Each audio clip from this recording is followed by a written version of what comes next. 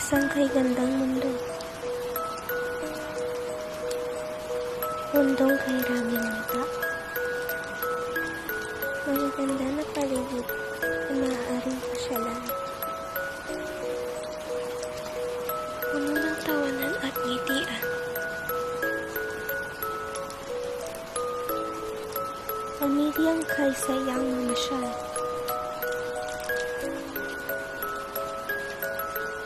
Pagkakaibigan na walang katapusang kalokohan.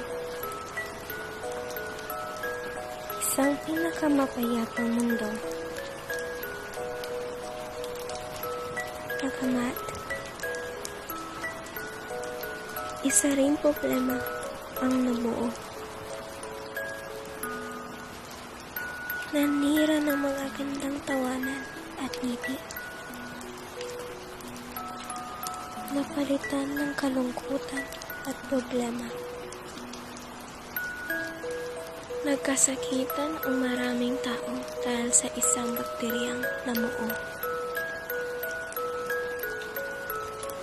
Napilitang maglaktaw ang buong mundo. Kahit tahimik, parang isang gustaw ng paligid. Kay sarap, alalahanin ang mga masasarap na alaala. Ngayong taong 2021 ay maipapali ang lahat.